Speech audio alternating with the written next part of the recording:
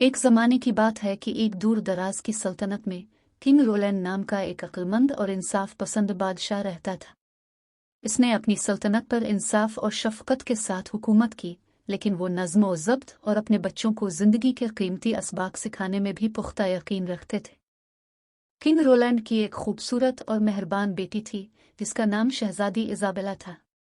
वो अपने फजल और सखावत की वजह से ममलुकत में हर एक की तरफ से प्यार करती थी।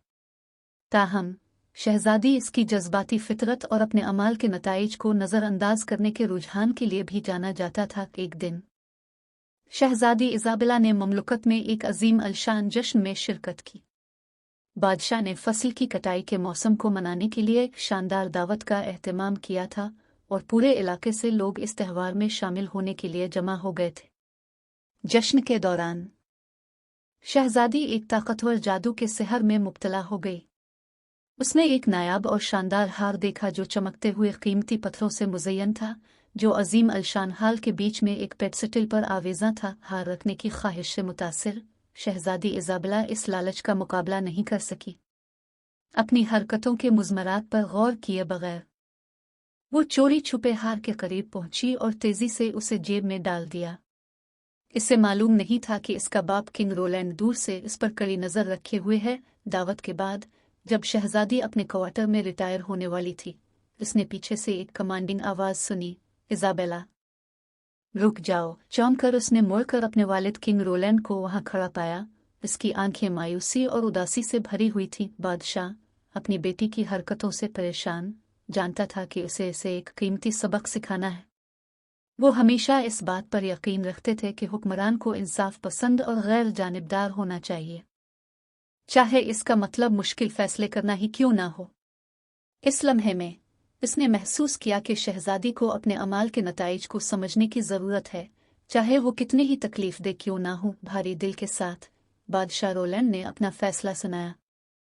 इज़ाबेला, आपकी सज़ा के तौर पर आपको बादशाही से निकाल दिया जाएगा और जादू के जंगल की गहराइयों में अपने आप को बचाने के लिए छोड़ दिया जाएगा। शहजादी हैरान रह गई और अपने वालिद से इल्तिजा की, लेकिन वो पुरज़्म रहा, ये जानते हुए कि यह वाहिद तरीका है जिससे वो सीखेगी। अगली सुबह सवेरे बादशाही के मुहाफिजों की निगाहों में शहजादी इज़ाबेला को जादू के जंगल के मुज़ाफ़ात में ले जाया गया।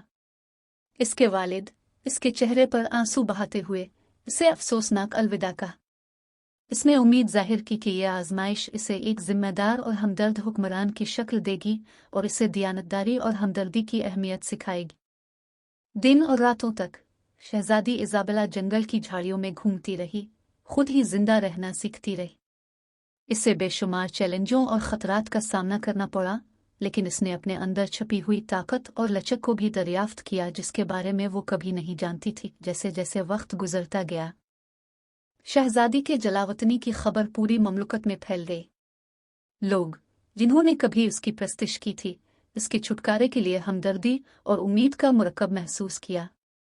वो आपस में सरगोशियां करते हुए सोच रहे थे कि क्या शहजादी अपनी गलतियों से सबक सीखेगी और एक अक्लमंद और आजिज़ रूह के तौर पर बादशाही में वापस आएगी। एक मनहूस दिन जादूगरनी जंगल के गद्दार खित्ता पर तशरीफ ले जाते हुए शहजादी इज़ाबेला ने एक सूफियाना मज़ार से ठोकर खाए। इसके अंदर इसे एक किताब मिली जिसमें अखलाकियात और क़ियादत के बारे में कदीम हिकमत और असबाक मौजूद थे।